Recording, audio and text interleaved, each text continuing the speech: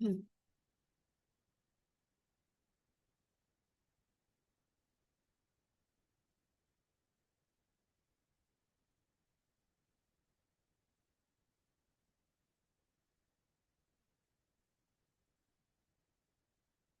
Okay, so today we'll be learning about the manuscript writing, and in manuscript writing, basically, we'll be focusing on results writing, introduction writing, and methods writing of meta-analysis. So, before moving on towards the result writing, first of all, I'll show you the interpretation of forest plots. So this is a forest plot of an outcome called pneumonia. It may be not showing here. Yeah, it's showing here. Okay. It's a forest plot of pneumonia.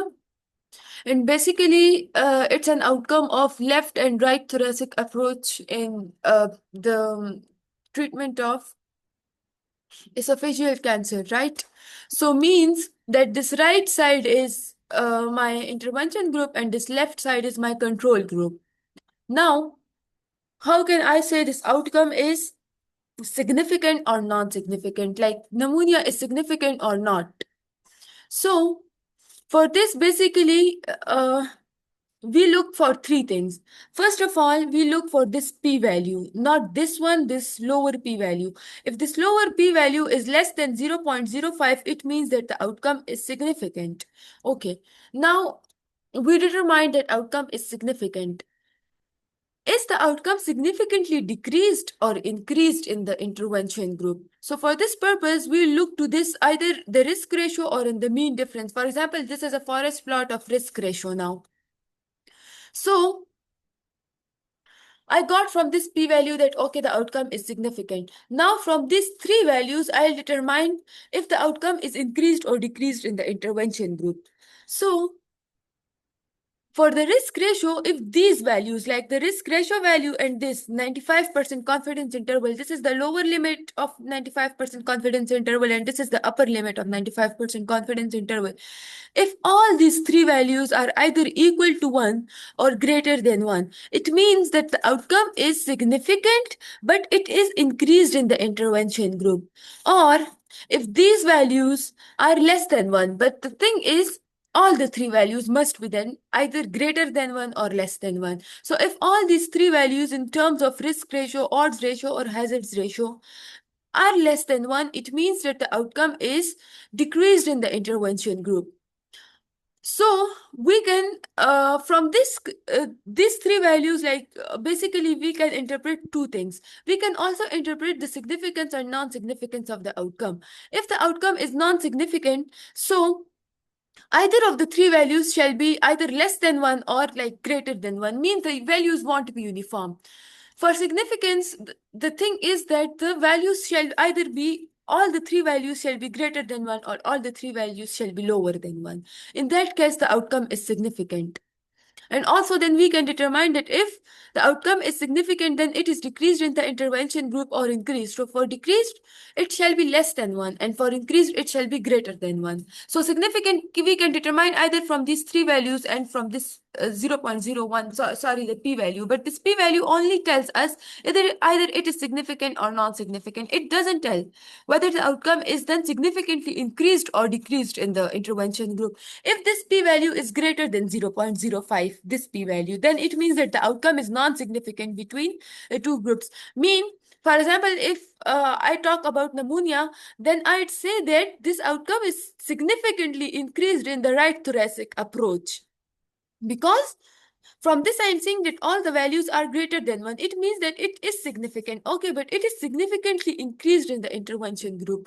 In case if, for example, this value, let's say instead of 0.01, we were having 0.06 or 7 or even 0.057. So it means that the outcome was non-significant between the intervention and the control group. There was no statistically significant difference between the right thoracic approach and the left thoracic approach in pneumonia, in terms of pneumonia. Okay, so this was about the significance and non-significance of the outcome. Now, the next thing is, once we write the significant and the non-significant thing, I'll show you how to write the results of the outcomes. After this, we'll talk about heterogeneity. This I-square value basically tell us about the heterogeneity. If this value is between 0 to 25%, it means that the heterogeneity, if this first point, if the value is 0%, it means that there is no heterogeneity in the outcome. If this value is between 0 to 25%, it means that there is mild heterogeneity. If the value is between 25 to 50%, it means that the heterogeneity is moderate. And if the value is greater than 50%, it means that we are having high heterogeneity. Okay, so we'll talk about the heterogeneity here. This I-square value and this p-value also suggest heterogeneity. Now, if this p-value is against less than 0.05, it means that there is like heterogeneity. Heterogeneity is present, but it's more than 0.05, it means heterogeneity is not present. Or like it's either mild or moderate. Sorry. Yeah, either mild or moderate or not present. So from here, I am seeing that the value is 0.43. 0.43 is greater than 0.05. And also I am seeing from this 0% that there is no heterogeneity in the outcome. So now how I will write the results of this particular outcome. Okay, focus on this thing. This 320 is basically the sample size of the right thoracic approach, and this 314 is the sample size of left thoracic approach. Right? So like the cumulative value, the combined sample size of this particular outcome shall be 320 plus 314. Now, if I write results for this outcome, I'll write in this form. The results are not basically for this particular outcome, but it's for another outcome, but I'll show you how to write. For example, I'll write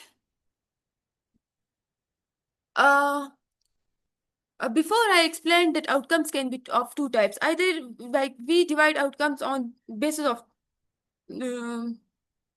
two things. Either we divide them on the basis of efficacy and safety outcomes, or we divide them on the basis of primary and secondary outcomes. For example, in this particular meta, I divided the outcomes on the basis of efficacy and safety. Endpoints mean outcomes. So first of all, I'll write the results of, for example, efficacy outcomes. Now regarding the efficacy outcomes, what I'll write? I'll basically write that, let's say, focus on this one outcome. This one is a bit easy. All-cause mortality. For example, let's suppose that this forest plot was basically for all-cause mortality, this forest plot. So how I will write? First of all, I'll write how many studies comprising of how many patients. So if I focus on this thing, 1, 2, 3. Okay, so 3 studies comprising 320 plus 314. What shall be the value? I guess 620 and 620. 634? 320. Okay, so yeah, 634. 3 studies comprising 634 patients. Then inside the bracket, I'll write 320 in the right thoracic approach and 314 in the left thoracic approach. Okay, so for example, I wrote here, let's say this particular outcome was for all-cause mortality was my outcome, and I was comparing the Pascal and the mitral clip. These are two basically cardiac surgery procedures. So I was writing the results for this. So for example, in that particular forest plot, I was having 7 studies comprising of that much patients. I basically added the patients of the two groups. Let's say 917 in the Pascal group, and mitral group is my control group. So 855 in the mitral group. Assessed all-cause mortality. In this particular case, what I'll write, I'm comparing both. That 3 studies comprising of 34 patients, 320 in right thoracic approach and 314 in left thoracic approach, assessed the pneumonia outcome. Now, what I'll write after this? After this, I'll basically write the significant difference or not.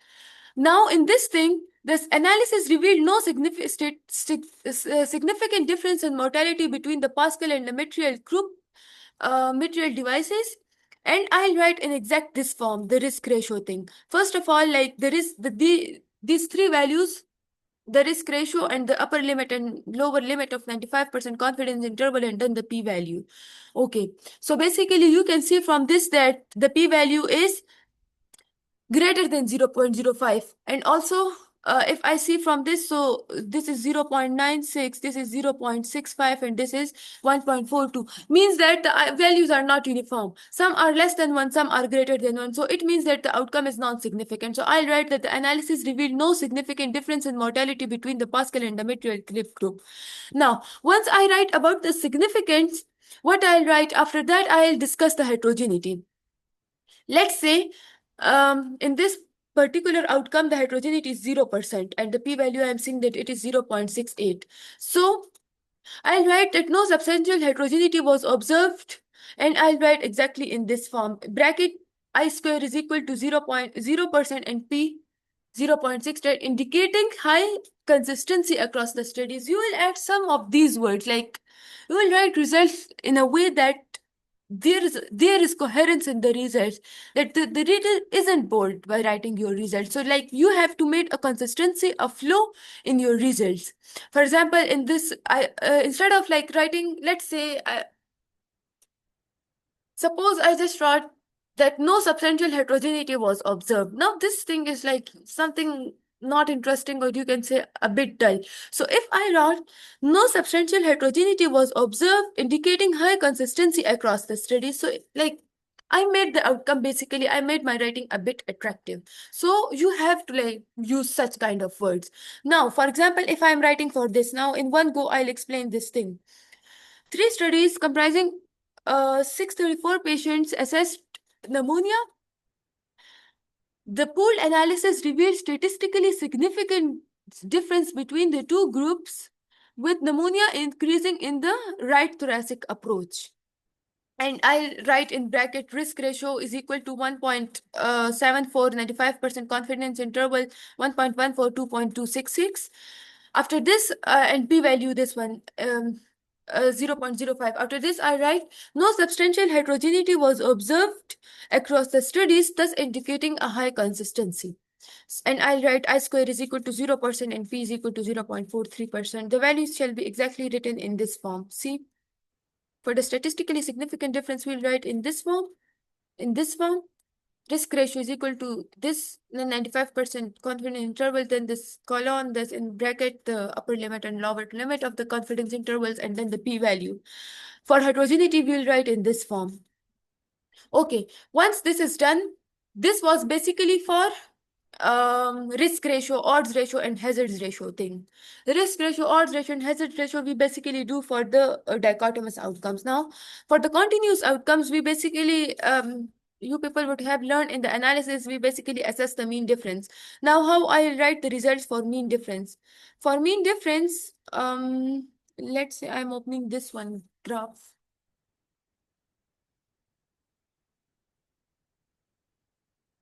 Intraoperative blood loss, again the same, the right thoracic approach and the left thoracic approach.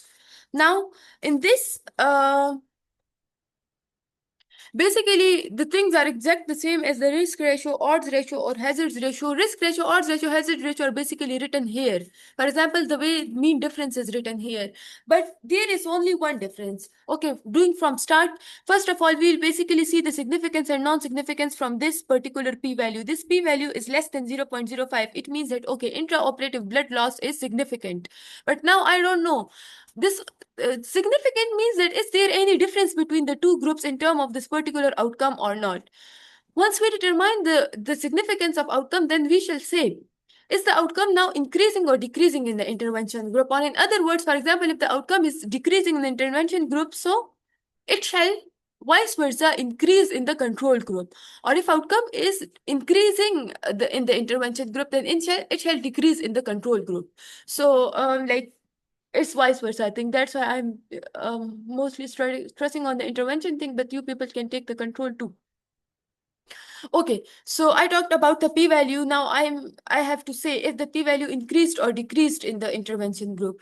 So I'll again focus on these three values. This outside the bracket value is for the mean difference, and this inside the bracket value is same as the 95% confidence interval. It is the lower limit, and this one is the upper limit of 95% confidence interval. Now, in terms of risk ratio, I talked about the one as a reference point. In this, we'll take the reference point as our positive and negative sign. If all the three values are positive, it is giving us two clues. It means that, okay, the outcome is significant, but it is increasing in the intervention group. If all these three values are negative, it means that the outcome is significant, but it is decreasing in the intervention group, right? So, or if let's say the two values were positive but one was negative, it is a direct hint that the outcome is not significant. Or let's say the two values are negative but one is not positive. So it's again giving us hint that the outcome is not significant. There is no difference between the intervention and control group in terms of intraoperative blood loss. So the story finishes here or ends here. If we say there is no difference, then there is no need to determine is the outcome increased or decreased in the intervention and control group, because there is no difference between the two groups. If it is increased intervention group, it is increased in control group. So means that it is not of an interest for us. So for the mean difference, we'll just take care of this thing, that the uh, uh, we'll take plus and minus as our reference point. For if the three values are in positive values, it means that the outcome is increasing in intervention group. If the three values are negative, it means that the outcome is decreasing in the intervention group. And the rest thing is same as the risk ratio thing. After we talked about the increased and decreased, we will talk about the heterogeneity. Again, this I-square is showing me that there is no heterogeneity. For example, let's say instead of 0%, the I-square was 70%. So what I'll write? I'll write the way that substantial heterogeneity was observed across the studies, or instead of substantial, I can say high heterogeneity, because when the heterogeneity is either 50% or above 50%, the rating is that the heterogeneity is high. So I say substantially high or high heterogeneity was observed, thus indicating variability across the studies. After that, once we talk about the heterogeneity, that heterogeneity is present, then what we will say, if heterogeneity is present, then for heterogeneity we do the sensitivity analysis. Now how we will write the results for sensitivity analysis? Basically, for sensitivity analysis we will write results in this form, but before going to sensitivity analysis, I'll revise quickly. We'll write that 1, 2, 3, 4 studies comprising 692 plus 738 patients. Uh, we'll add these up. 692 in the right thoracic approach, 738 in the left thoracic approach, assessed the intraoperative blood loss. The pooled analysis revealed statistically significant difference between the two groups in terms of intraoperative blood loss, with intraoperative blood loss increasing in the intervention group. Or you can write in rephrased words too, that statistically significant difference between the two groups, or statistically significant increased in intraoperative blood loss in right thoracic approach. You can merge the two sentences. So statistically increased or statistically significant increase in the intraoperative blood loss. So I interpreted the increased word too and the statistically significant word too. Okay, no substantial heterogeneity was observed, but let's say for the sake of learning, I say that this is 70%. So I'll say that substantial high heterogeneity was observed across the studies, thus indicating variability across the studies. Now, once there is heterogeneity, I have to perform this sensitivity analysis. Sensitivity analysis shall already be performed in the analysis. So what I'll write the results of the sensitivity analysis for this way. For example, if I focus on this particular outcome, this is MR greater than 2, it is my outcome. So 9 studies comprising this much patients, 982 in the Pascal group and 908 in the Mitrial Crib group, assessed this clinical outcome. The analysis revealed a significant higher risk ratio with the Pascal group than Mitrial Crib group. Again, you can write in these words too. I am seeing that the outcome is significant and it is increased in the intervention group. So basically, if the outcome is not good, for example, mortality is not group, so not a good outcome. Intraoperative blood loss is not a good outcome. Pneumonia is not a good outcome. This MR is not a good outcome. So I'll write that the analysis revealed a significantly higher risk. Or instead of let's say I don't write this ratio because Okay, it's good now. Significantly higher risk with the Pascal device than a material clip device. It's a risk, it's not a good outcome. Same in this case, I'll write that the analysis revealed a statistically significant risk in the right thoracic approach compared to the left thoracic approach. Pneumonia is a risk, so I'll highlight this thing. So you people can use different words according to your understanding. Okay, moderate heterogeneity was observed. It shall not be a moderate, it shall be basically high because it is greater than 50%. Let me correct this. High heterogeneity was noted following now. Okay, there is heterogeneity, it's showing 57% and the p-value is 0.02. Following sensitivity analysis that excluded Maury 2022, heterogeneity dropped to this much percent. Now it's up to your analysis which study you people dropped in the analysis. And then you people have to highlight that the heterogeneity dropped to how much percent. It shall be highlighted here again. For example, I don't have sensitivity analysis plot now, but again, once you perform sensitivity analysis, how much the heterogeneity is dropped, you people will see from this I square value. So you people have to write then that, but by how much percent the heterogeneity was dropped. For example, when I performed sensitivity analysis of this and I excluded the small study, so heterogeneity was dropped by 20%. While the effects, okay, leave this thing now. This is a bit complicated. So best heterogeneity dropped to this much percent. So this is how you people are supposed to write the results of sensitivity analysis. Now, writing the results of subgroup analysis for subgroup analysis is same as this basically this analysis. The interpretation is exactly the same. We'll just have to change the words and like write in more headings. For example, give me 2 minutes.